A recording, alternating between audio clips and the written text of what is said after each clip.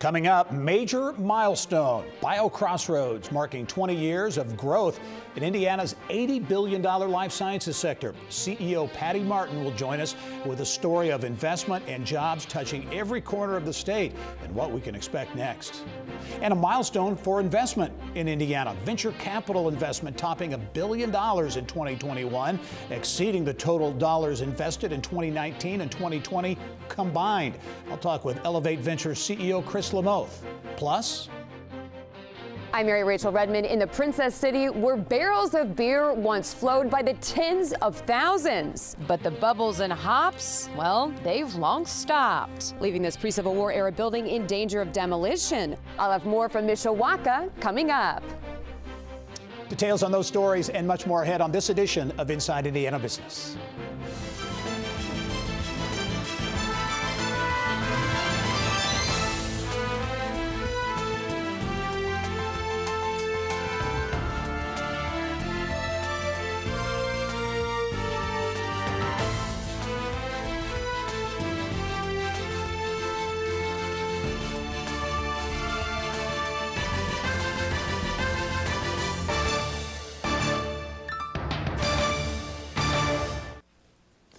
Hello and welcome to Inside Indiana Business. I'm Gerry Dick. Over the past 2 decades, Indiana has grown into a globally recognized life sciences economy, with more than 2,200 companies calling the state home, and that number is growing. BioCrossroads has been a key player in that growth, supporting more than 500 life sciences startups and organizing 3 venture capital funds.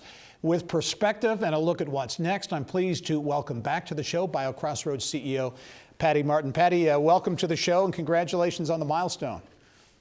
Thank you very much, Gerry. Thanks for having me. Yeah, you bet. I tell you, it seems like yesterday. I remember when BioCrossroads was launched, but 20 years, and it has been a growth story to be sure. The industry, as an example, growing from $32 billion to $80 billion in the state. So anyone who thinks the life sciences aren't a very, very key part of the economy, you look at the numbers and they tell a different story.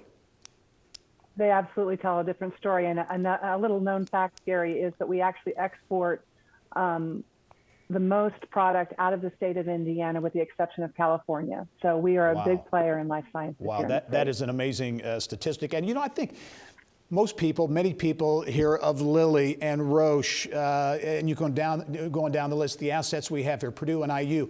But sometimes what's lost are the startup companies. And BioCrossroads has worked with 500 startup companies over these 20 years, getting them off the ground and growing, adding jobs and investment. That's exactly right, Gerry. I think many people think about life sciences as large pharma, large biotech, white lab coats, and really it's much, much more. It reaches across the entire state and has everything from laboratories to manufacturing floors, where advanced manufacturing is a significant capability for life sciences in the state. Yeah, and I wanted to touch on that because I think that's interesting to note. As you say, you know, life sciences, you think of labs and research, but advanced manufacturing, which is the sweet spot for Indiana to be sure, that's a big part of the life sciences too. It's absolutely a huge contributor to our economy and jobs in the state. And I'll just highlight one particular fact that folks probably aren't aware of. That is that Indiana is the only state that's manufacturing all 3 COVID vaccinations, and we are manufacturing them by the tens of millions. So hats off to our manufacturing organizations here in the state that are helping fight the pandemic. Wow. Great statistic. Jobs and wages. And in the life sciences, so many of these jobs pay well above the average wage. So these are the kinds of jobs that states all over the country are trying to keep and get. That's correct, Gerry. And our life sciences industry pays about 2 times the normal average wage from across the state. And again, that's in all kinds of jobs. And one of the things that we want to promote is we've been very successful in recruiting companies to the state of Indiana. We need to make sure that our talent pipeline is ready to fill those jobs, and it's a great place to be. Yeah, and as part of that, and that's a great point there as well, some of the initiatives that BioCrossroads has really spearheaded, 16 Tech, the innovation district on the near west side of Indianapolis, which now, after years of talk, is becoming reality. The Indiana Business Research Institute. There are several really major initiatives that now are growing and flourishing, in large part because of BioCrossroads. We have been really blessed at BioCrossroads. Our foundation is really rooted in doing primary research to identify the opportunities for the state. One big one was the first electronic medical records consortium, Indiana Health Information Exchange, which put us on the map with respect to data. So we are very fortunate. Please come down and visit us at 16 Tech. It's really evolving. It's going to be a great place. Hey, for those who haven't been there and aren't aware, give us a thumbnail, Patty, of 16 Tech and what the vibe is like over there now, because I've been out there and it really is literally coming to life, which I know for a lot of people has been talked about for many, many years. For a lot of people, it's exciting to see it come to life. Gerry, it was roughly 60 acres that had not been developed, and it is absolutely coming to life. I've hosted folks from all over the country at 16 Tech. If you haven't been down, come down to the AMP. We've got great restaurateurs down there, and when you walk in, you're going to feel like you're in downtown San Francisco or Boston. And it's really a great place to convene. We are hosting we're running a grant from Lilly Endowment that's focused on convening our research universities and our industry. They have shared space now at at the AMP. So you really understand it until you come down to visit. Hey, we only have 20 seconds, Patty, but I know looking forward, you've established 3 venture funds, which is very exciting. As you look going forward, can we expect more of that type of activity from BioCrossroads? Yeah, Gerry, we have established 3 seed funds. Our third is nearly fully invested in 32 companies who've gone on to raise almost $800 million in capital. So yes, we are evaluating what our next opportunities are, and there's a lot more growth and a lot more investment to be made here in the state. And we will be excited to cover it as well. Patty Martin is the CEO at BioCrossroads. 20 years of growth, and doesn't seem like there's any slowing down at all. Patty, thanks for joining us. We'll see you soon. Absolutely, Gerry. Thanks. All right. Well, Evan BAYH is his father's son, a chip off the old block. Like his dad, Birch, he embraced a career in public service. Evan BAYH is my guest this week on the Business and Beyond podcast. He was born in Vigo County in the tiny farm community of Shirkyville. The family lived there when Birch first ran for the U.S. Senate, where he served 3 terms. Evan eventually followed in his dad's footsteps, serving 2 terms there. But before he got to the Senate, Evan BAYH led Indiana as governor for 8 years. He will never forget when he announced his run for office and the Vigo County doctor who introduced him. We know Evan. He's one of us. Born in Terre Haute, raised in Shirkyville, and he's building to a crescendo, and he says, conceived in New Goshen. I said, Doc, how the heck do you know that? I'd be mighty disappointed if you did. It's a conversation that could be described as Evan BAYH Unplugged. A lot of great stories. You don't want to miss it. This week's Business and Beyond podcast, to check it out, go to InsideIndianaBusiness.com and click on the subscribe tab. Well, next, Indiana topped $1 billion in venture capital investment in 2021 for the first time ever. Elevate Ventures CEO Chris Lamoth shares how Indiana's startup ecosystem is evolving statewide and why more growth is in the cards.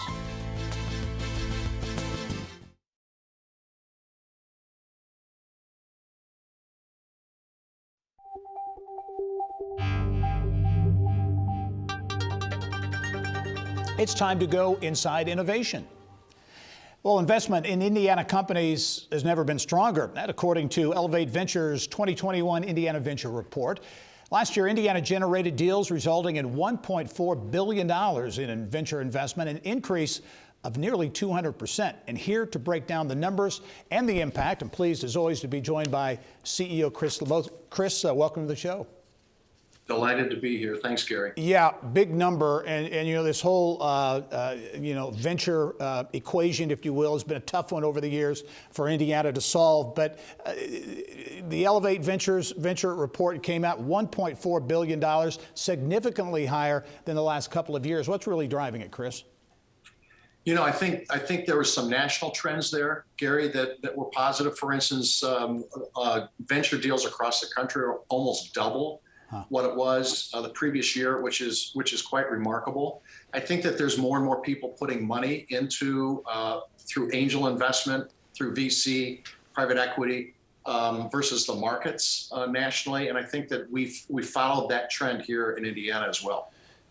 So, a number of companies, as you look, Formstack, Greenlight Guru, Inari, so in technology, but also the life sciences. So industry diversity, I think, would be a positive that we look at as you look inside the numbers as well.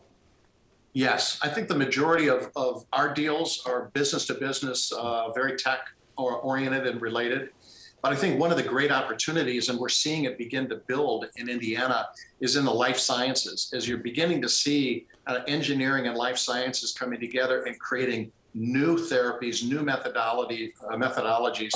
I think that Indiana is incredibly well positioned to take advantage of that in the decade ahead. Hey, talk about the statewide nature of the investment as well. I know much of the investment certainly at some point has been centered in central Indiana, but you're seeing, and you've had real intentional efforts to get it out around the state. Yes. Oh, it's interesting, Gary, over the years, you and I have talked quite a bit about that when I've been on your show about, 7 years ago or so when I first joined Elevate Ventures, the heavy majority of our investments were largely in central Indiana. But with the partnerships that we formed around the state, we're beginning to see more and more deals outside. We've seen a steady increase in those deals, and I'm very excited. When you start to look at some of the regions like, Elkhart, South Bend, and the Fort Wayne surrounding counties, and even Columbus and Bloomington and places like that that are really beginning to see some momentum and movement. Yeah. And I'm excited about that because I think that's going to continue to build. Yeah, Chris, nearly 7 years on the job. You are leaving your position at the end of the month, stepping away after leading the organization for a number of years. As you think back on the last nearly 7 years, what's your big takeaway from your service at Elevate Ventures? That's an interesting question, Gary. I think that, I see so many hardworking entrepreneurs and so many people that want to be entrepreneurs. And I feel like there are like 5 great equalizers in our country. One is kind of hard work and perseverance. Pretty much if you work hard and you persevere, you're going to find success in anything that you do. Another one is education, critical. Education, skills. Are just absolutely critical. So I encourage everybody to continue to push forward on those. The other great equalizer, frankly, is entrepreneurism. I mean, the reality is that anybody can move into entrepreneurism. Anybody can take a risk. Anybody can seek to solve other people's problems consistently that creates a company. And then the last one I would say is faith, frankly. I think those are the great equalizers, and I encourage all Hoosiers to really think about that and apply themselves, and I think they'll be shocked at the success they will have. Those are great takeaways indeed that can be used by anyone in any line of business, that to be sure. Chris Lamoth, as always, great to have you on the show. Good luck in what's next. I know you got a lot on your plate, and I look forward to seeing you soon. Thanks, Gary. Look forward to seeing you as well. All right. Coming up next, the KAMM and Schellinger Brewery in Mishawaka. It's the last remaining reminder of a once thriving industrial area along the riverfront there. Around Indiana reporter Mary Rachel Redmond explains why there's a movement to save this historic landmark instead of tearing it down.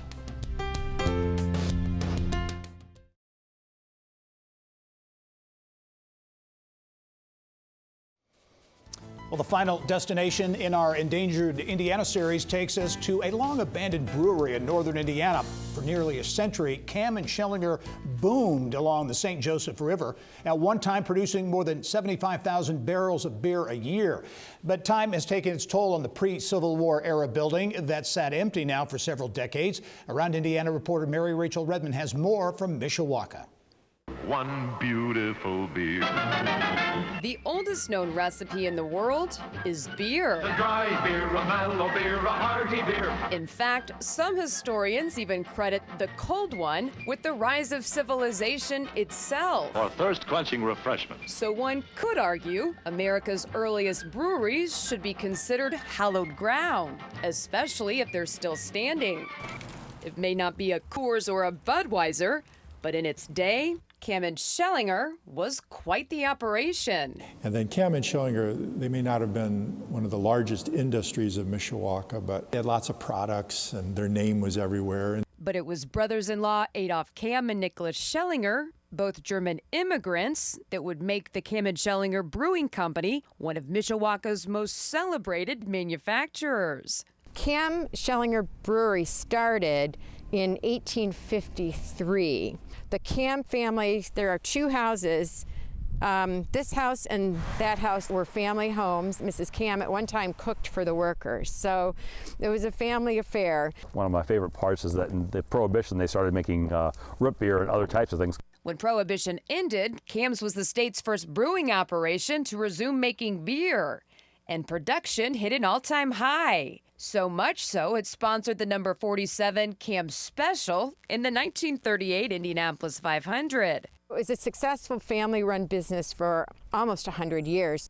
But the prosperity wouldn't last. In 1951, the brewery permanently closed. It would see new life, though, in the late 60s, when developers adapted the site into a popular complex of shops and restaurants known as the 100 Center. It was the place to be until the 1980s, when the new malls were built up north of town, and kind of the energy shifted, and this has kind of been a slow decline since then. We're not able to get inside the building, so even as a city, because we have an out-of-town owner, so we don't know the situation with the state of the building inside. But structurally, it still looks pretty darn good. It's solid masonry. You've got a building built out of brick and concrete. You've got this piece that's kind of coming off, and behind it, you've got these metal bars kind of blocking windows. these. A lot of different things going on back here, which I think is part of the fun of this site. And to me, the best part is the fact that this is on the St. Joseph River. It's an amazing location. We talked about the river was part of what really ran the factory. It looks like a moat to me. It's kind of, this kind of surrounds the building, and this was the water that sourced the power. It was the water that sourced the power that ran the KAMM brewery. This back here is fabulous. It just shows all of the different eras of this building from the 60s and 70s, and then later additions, and all the way through the 19-teens, 20s, and 30s, including the Ice House, which is the large building here on the right. Random fun fact, the Ice House owned Indiana's first artificial ice machine in 1889. They would use that building to help cool and ice down the beer until they started making root beer. And that was for Prohibition. That was Prohibition. Yeah, root beer had to do something. And so the tall building here, which I think also offers lots of opportunities for reuse. You can put a lot of different things inside this large, tall building. Yeah. And really bring it back to life again. Hopefully with more heat than it did when it was an ice house. Now to the front of the building. Certainly lots here that could be worked with to bring a lot of character back into a new use, but just real dynamic facades. It's time, it needs a new life. It's one of the oldest structures left in the city of Mishawaka. From an historical standpoint, it's worth it. Mary Rachel Redmond, Inside Indiana Business. Also making headlines around Indiana this week, the Gerry Works Mill in northwest Indiana getting a $60 million investment from Pittsburgh-based U.S. Steel Corporation to boost production. The steelmaker says the investment will allow for the production of up to 500,000 tons of pig iron annually. U.S. Steel says once operational, the mill expected to provide about 50% of ore-based metallics needs for its Big River Steel subsidiary. The company did not specify if any jobs would be created. Coming up, rebuilding neighborhoods one home at a time. How a $1 million grant from Columbus-based CUMMINS will help boost homeowner equity in historically black neighborhoods in Indianapolis.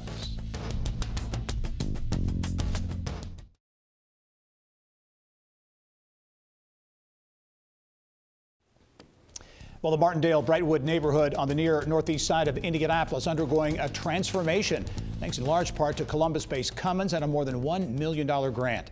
CUMMINS says the grant will be used to fund mortgages to low-income residents buying one of 12 newly constructed homes. And I'm pleased to welcome to the show CUMMINS Vice President of Community Relations, Mary Titsworth Chandler, on the initiative. Mary, always great to have you on the show.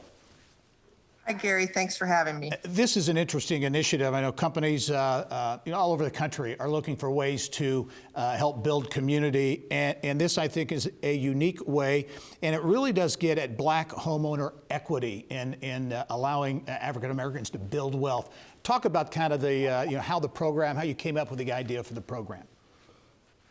Yeah, so in looking at the many problems that have kept Black people from attaining the same level of wealth, really, that white people do, and home ownership and being denied home ownership is one of those ways because, as many of us know, our homes are the main way that we save. And so to solve that problem, we began talking to a lot of really expert community partners, including Renew, Indianapolis, Edna Martin Christian Center, the Martindale-Brightwood CDC, and said, how can we help you in the neighborhood solve this problem? And that's how we started the program. Yeah, money always helps, but it's the way it's deployed. Talk about how this program will work. You mentioned Renew Indianapolis. That's where the $1 million grant will go, and then will be deployed to help build and buy 12 homes.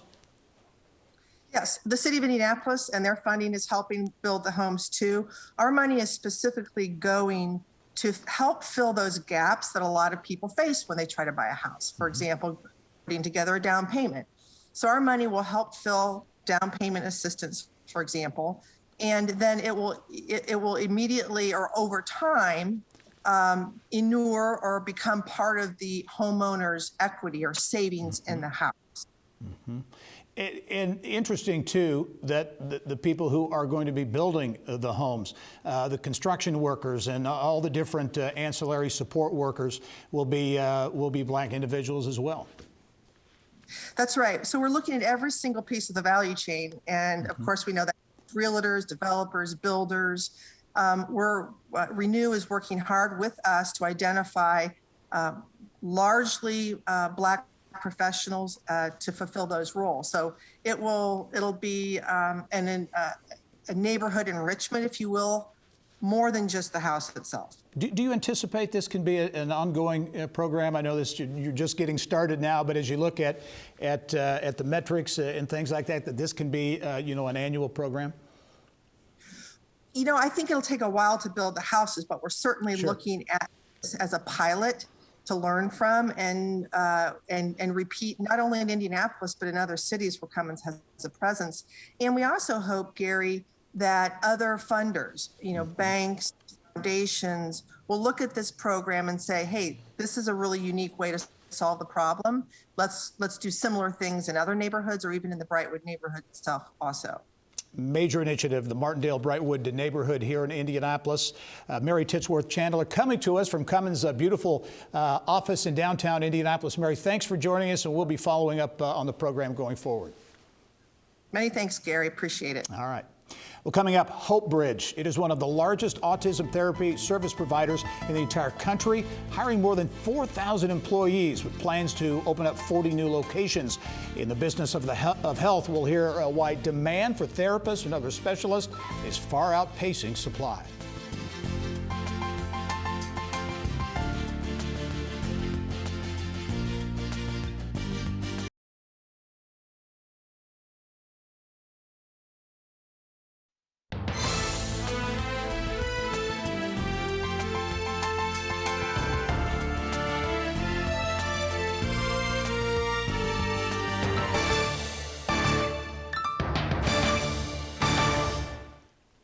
Well, one of the largest autism therapy healthcare providers in the nation started right here in Indiana. And the company is having yet another growth spurt. Hope Bridge Autism Therapy Centers will add up to 40 new centers this year. Business of Health reporter Kylie Valletta has more. Kylie.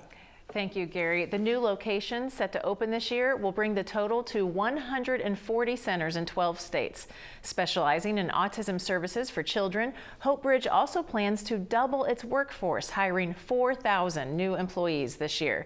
The company started with a single center in Kokomo about 17 years ago when founder and chief clinical officer Kim Strunk saw a need in her community. She joins me now to tell us more about a big year ahead for her company. Hi, Kim. Welcome to the show. Hi, Kylie. Thank you. Well, let's talk about this explosive growth. What is causing so much growth for Hope Bridge?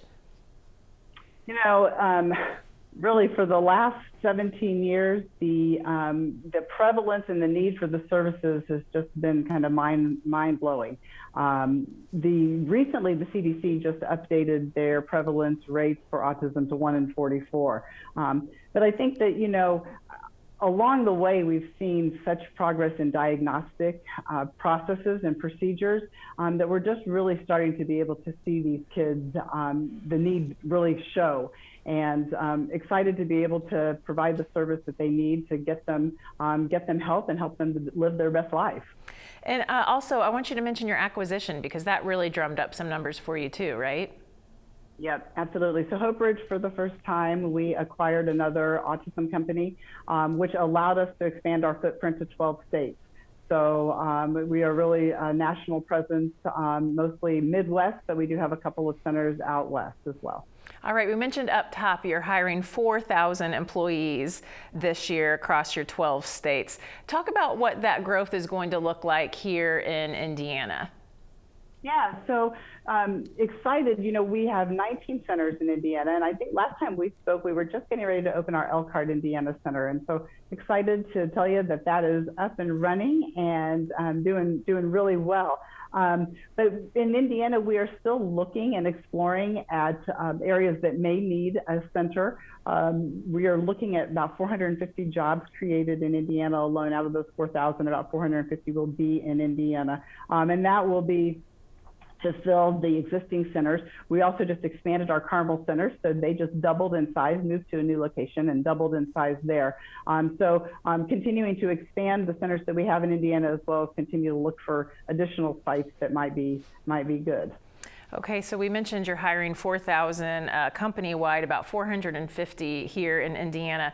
We hear a lot about the Great Resignation right now. Healthcare workers are facing burnout. There's a lot of challenging market forces right now. So how confident do you feel about the pipeline of specialists to be able to fill as many jobs as you're planning to fill? Yeah, it's, you know, I tell you, healthcare is a tough business to be in right now. And you know, serving autism and the work that our team does is a hard job, to be honest with you. But the reality is that we really serve a noble mission. And so I'm really confident that we are going to be able to hit our numbers this year, because what we are doing makes such a difference. And I think people are really drawn to being able to be a part of making a difference in a child and family's lives. So while it is ambitious, the goal, for sure, it is, I do believe, going to be very achievable. And Kim, I want you to talk just a little bit about the amazing journey that you've had. We mentioned this started with one center in Kokomo, and now grown to over 100. I feel like that's got to amaze even you sometimes. Yeah, it has really been probably the most rewarding journey of my life, to be able to be a part of this. So, you know, 17 years ago, that was before the autism mandate. So it was really before there was any ability to get services paid for. It was also before there was a real awareness of the need to diagnose these children early, and the value in that. And even just the awareness of autism in general has been tremendously impacted, primarily by grassroots efforts of these families who have just really fought for services for their children. And so to be a part of that journey with those families has been extremely rewarding.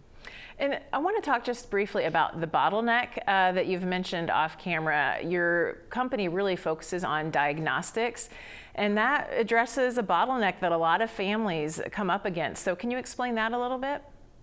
Yeah, so, you know, in order to get the insurance companies to reimburse for the ABA services, the children must have a diagnosis of autism. And that has historically been where families get tied up. So the wait list for a diagnostic appointment can be up to 2 years. And, you know, for these kids, 2 years is a lifetime. You've missed so many developmental opportunities and windows when you have to wait for that diagnostic appointment before you can even start to think about treatment. So one of the things about 9 years ago, we introduced diagnostic services into our service line, and we've really had an impact on the ability to serve these children and increase their access to the services and the intervention. So it's something we are really committed to. We are actively seeking and recruiting psychologists to partner with us and help these children gain access to intervention quickly. All right, Kim, good luck with all the growth. Thanks for being on the show today. Thank you, Kylie. Gerry, back to you. All right, Kylie, thank you. Well, North Manchester-based MPS Egg Farms plans to build a $50 million fertilizer manufacturing operation in Wabash. It's a partnership with the Italy-based ag bioscience company Hello Nature to produce natural fertilizer products. MPS has 11 million egg-laying hens on the job at 4 farming operations in northern Indiana and also Illinois. The Wabash County farms alone produce about 80,000 tons of chicken litter. MPS Egg Farms VP of Operations Dan Kraus explains why Wabash is the perfect location for the joint venture. Over the course of the last 4 years, looked at sites in multiple states and other places in Indiana, and brought it home to Wabash because it's a great place to do business. And we know that because our family's been here since 1875. We've been in the egg business here since 1968, and it's really a wonderful community and a business-friendly community. Ground will be broken for the plant soon, and it is expected to employ about 50 workers when it opens in the summer of 2023.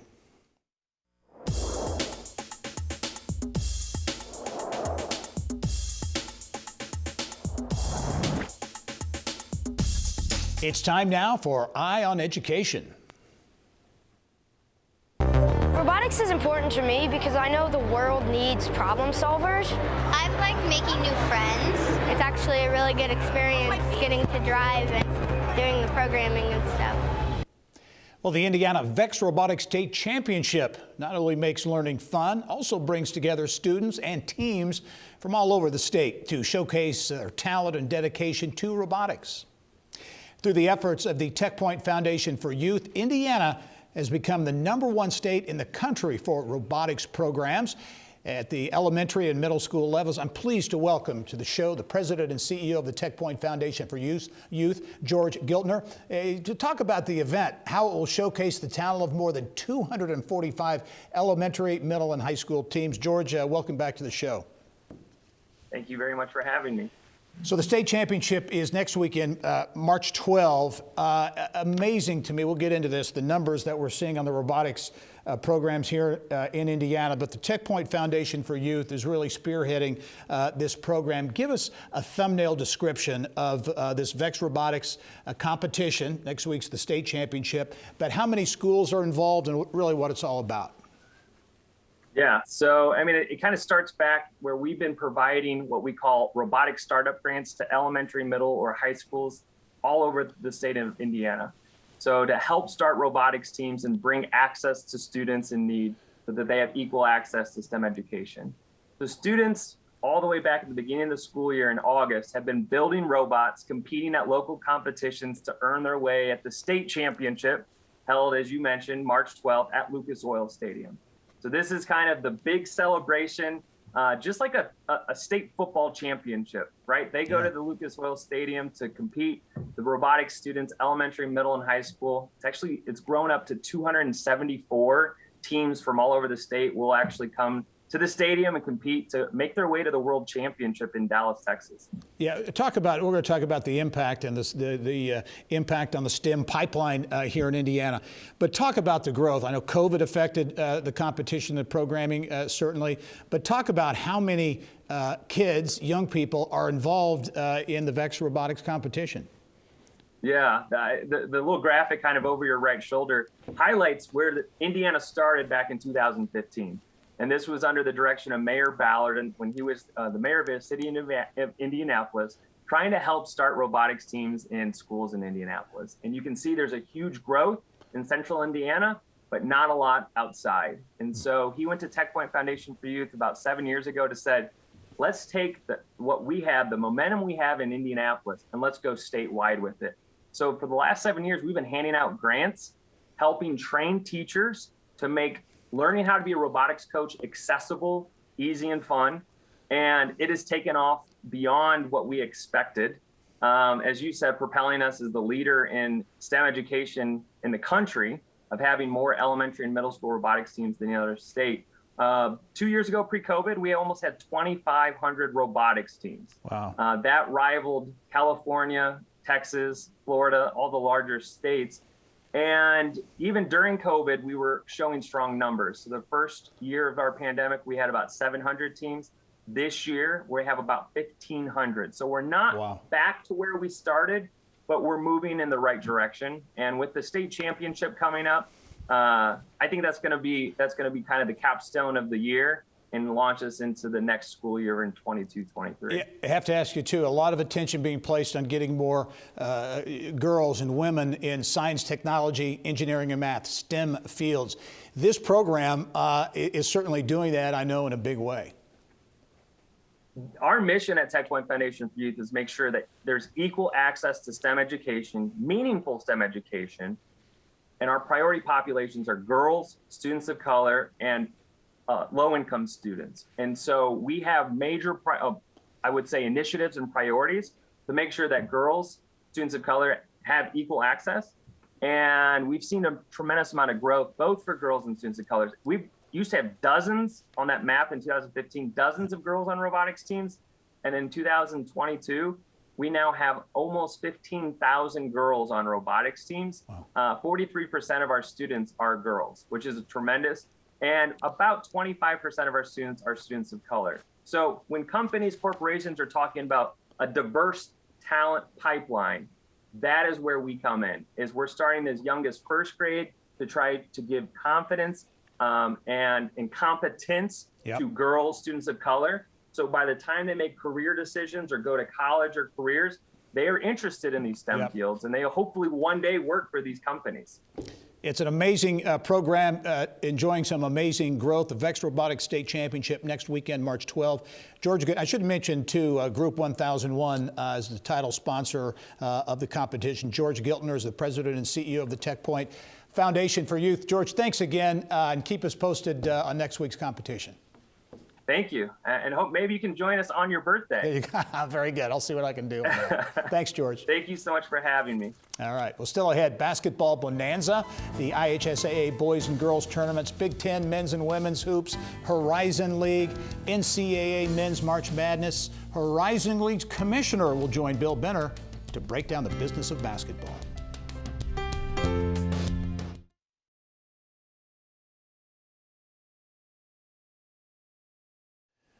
Unlike last year, Indianapolis will not host the entirety of March Madness, but that does not mean Indy won't be hopping with hoops as usual. Bill Benner has more in this week's Inside Indiana Sports. Bill. Thanks, Gary. Indeed, it wouldn't be March in Indiana without another influx of basketball. As we speak, the Big Ten Women's Tournament is underway at Cambridge Fieldhouse, to be followed by the Horizon League Men's and Women's Championships at the Indiana Farmers Coliseum, and more Fieldhouse action with the Big Ten Tournament, Men's Tournament, and NCAA first and second round play. And joining us today to offer a preview of all that is going on is the Horizon League Commissioner, Julie Rowe-Losh. And Julie, welcome back to the program. Thank you, Bill. It's good to be with you. Well, and again, an unprecedented March a year ago, but like we said in the tease, that doesn't mean hoops is going away as we're currently with the Big Ten Women's Tournament underway, and away we go with your championships followed by Big Ten and NCAA. What's it all mean for the city? It's just incredible. This is a basketball city, as you know, and I think March is just a special time of year. You can feel the energy downtown. You see the street pole banners. People are excited. And yes, you're right. It's not all of March Madness, but it sure is a huge chunk of it. And we're excited to be a part of it. Well, and the Horizon League, I know you're going to have your championships, your men's and women's championships Monday with semifinals Tuesday, noon for the women's championship, and then the championship for men that night. You made this decision to bring your title games to Indianapolis, and how's it been so far, even with the overview of COVID? It's just incredible. This is year 3 for us, and we didn't have fans last year, and the excitement building with our local organizing committee, it's fantastic. And what we've really tried to do is 2 pieces: make it an incredible student athlete experience, which we are doing, and then make it a really significant community event. So we've added some amplifying events around Champ Day, as you mentioned, the women's game at noon and the men's game at 7:30 that night, all on ESPN platforms. So we've really asked ourselves, what can we build around that? And we've really built some significant events that we want the community to come out and enjoy. Well, you're going to have an International Women's Day celebration, and there's also, I love this, an esports combine that will take place. Talk about those. Sure. So the esports combine first, that's actually an opportunity for high school age students who are gamers to come and play. And we have colleges and university scouts coming to watch them. And our goal is that those high school students get some scholarships out of that. So that's happening Sunday, Monday, Tuesday. And then on Tuesday, which is International Women's Day around the globe, we're actually hosting an event that a lot of sponsors have stepped up to make it free for the community to come out. And we're hoping to get 100 or 200 people there, with headliner Susan Boffman, who just led the college football championship game here in Indy, right? The college Super Bowl. And then with our MC, Tole Bevilacqua, who of course is her own incredible Olympic athlete, Fever and WNBA player. She's going to MC the event to really offer some inspiration around women in sport, and then just steps right into the Coliseum for the men's champ game that night. Julie, let's look in, again, NCAA tournament entirety last year, but first and second rounds this year at Gainbridge Fieldhouse. The Horizon League will be the institutional host. What does that entail? You know, I think being the host has become such a rich part of our history as a Horizon League, whether it's Final Fours, first and second round of regionals. And it's a lot more than just being attached to the event. We're responsible essentially for all of the operations in and around the games. So we partner with the Sports Corp, who's just terrific. And we ensure that we're taking care of all of the media, which is a couple hundred media who need credentials to come for these games, that we're assisting with the team arrivals, with the band, the Spirit Dance and Cheer, and then also just ensuring that the game operations go off just seamlessly. And that's our staff. Obviously, we love to run events. We run 19 championships, so we just consider that a 20th event that we help run. You're a director on the board of directors of the Indiana Sports Corp, and again, they did a magnificent capturing of what took place a year ago. To keep the ball rolling, no pun intended, is a challenge. A lot of people seeing what Indianapolis does and we want to do that. How does Indianapolis stay ahead of that pack, especially with basketball? You know, I credit Ryan Vaughn and Patrick Talty and the board members, of course, of really being committed to not just resting on our past. I mean, our history is extraordinary, but really taking that as a challenge to continue to build on that legacy moving forward. And I think you see that with the recent news of the NBA 2K League coming here. I mean, Indy wants to be at the forefront of what's happening in sport, whether it's esport now or more traditional sport. And when you think about basketball, that is part of our sports strategy. Of course, we've got more Final Fours coming our way, but now the NCAA's opened up the bid cycle for 2027 through 31 for men's and women's. And we want to do all we can to put our best foot forward to be a part of that. And I'm sure we will. And Julie, as we wrap up, certainly plenty of tickets available for both the NCAA events, Horizon League Championship, and the Big Ten women's and men's tournaments. Absolutely. And for the Horizon League in particular, I got to put the plug in, horizonleague.com/Indy. It gives a whole host of all of the amplifying events around our championships, and then most importantly, how to get tickets. And by the way, if you haven't been to Indiana Farmers Coliseum for basketball, it's a great, great venue. And so we wish you the best, and thanks for being on the program. Thank you. Good to be with you as always. All right. Thanks, Julie. And Gerry, back to you. All right, Bill, thank you. Well, Evan Bayh was just 30 years old when he jumped into politics, and the 46th governor of Indiana is my guest on the next Business and Beyond podcast. You know, public service runs in Evan Bayh's veins. He is the son of former three-term U.S. Senator Birch Bayh. Evan won the first time he ran for office in 1986, elected Indiana Secretary of State. 2 years later, he springboarded to the state's highest office, becoming the youngest governor in the nation at that time. Like his dad, Birch, Bayh went on to serve in the U.S. Senate, testing the waters for a run for president in 2008. Even though that didn't pan out, he really wound up on the short list as Barack Obama's running mate. Harry Reid was arguing very forcefully with Barack Obama that it had to be Joe Biden. And the reason for that was that Delaware had a Democratic governor, and Biden, if he was picked and elected, he'd be replaced by a Democrat. And we had a Republican governor. And so Harry Reid was saying, look, we can't, lose a Senate seat here. So that probably did have something to do with it. But it was an honor to be considered. The whole process. I say I'm proud. Both my sons have their top secret security credentials. Well, what I had to go through, let's just say it was way more invasive than a colonoscopy. I mean, they check everything out, not just one part of your anatomy. They check everything out. So finally, they fly me out very secretively to St. Louis, where Obama's campaigning that day, and they take me up the freight elevator. So I'm waiting for him in his hotel suite when he comes in, and we have hamburgers together and kind of just chit chat a little bit, get to know each other. And finally, he looks over at this table, and there's this like 3-foot stack of stuff there, all my medical records, tax returns, any kind of dirt they could dig up, anything on me. They talk to your wife, your parents, your kids, all the internet stuff. I mean, everything. And every rumor you can imagine. And so he finally, he looks at me, he says, no, I've looked at all that. He says, nothing in there bothers me. But if there's something you haven't told me, you need to, because it's going to come out. He said, they're even talking to people I was in first grade with. So do you have anything you think I should know? And I said, well, your people were pretty thorough, Barack, but there are 1 or 2 things I should probably share with you they didn't ask me about. And I did. And he looked at me and he said, that's it? And I said, well, yeah, that's it. And then he said, well, you haven't led much of a life, have you?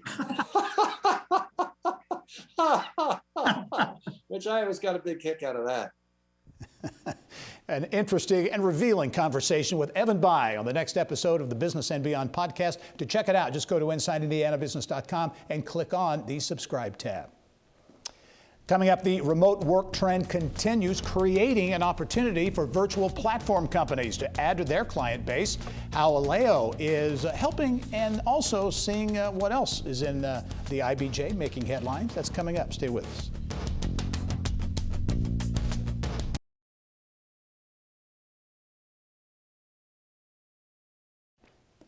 Well, rising food prices wreaking havoc on restaurants, but how are they coping? Plus, as people continue to work remotely, a virtual platform created by a local company could make your video calls maybe not only more interactive, but also more productive. Just a sampling of the stories our partners at the IBJ are working on this week, and we get more, as always, from editor Leslie Weidenbender. And Leslie, welcome to the show. Great, Gary. Thanks for having me. Yeah, hey, I want to start off with the remote work angle, and a local company that is really cashing in on that increasing popularity of remote work. Zoom, of course, has exploded, but there's a local company taking advantage as well.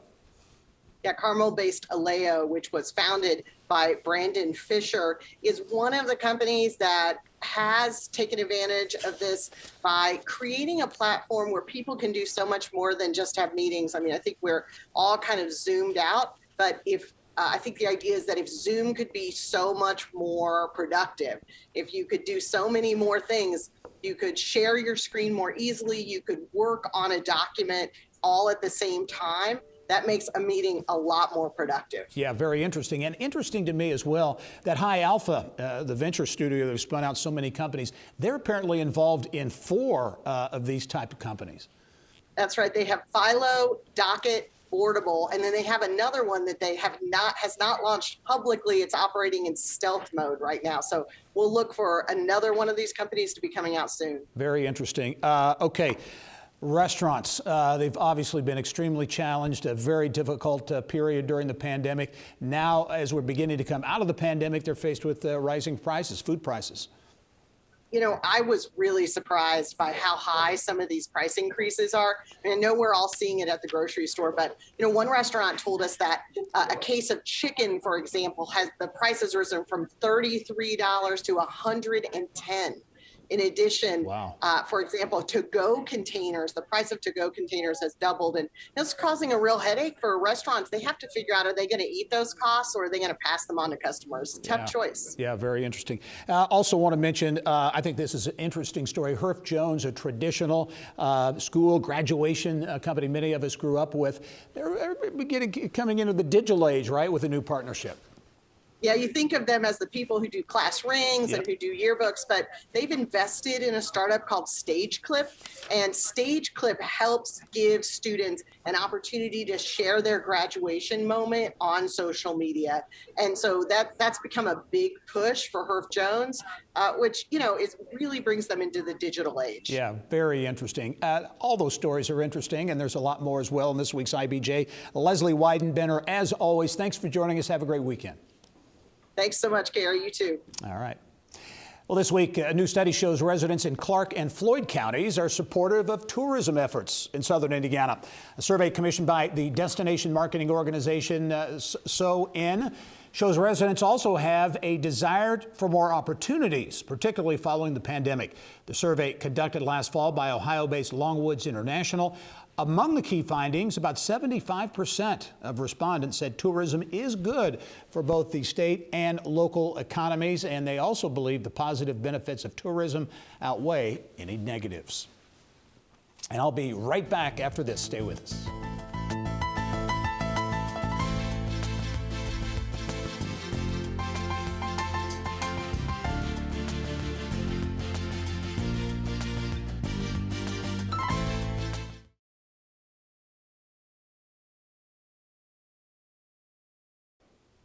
Coming up next week as we celebrate Women's History Month, join us for a special edition of the show, Influential Indiana Women, as we highlight the state's leaders, trailblazers, and game changers.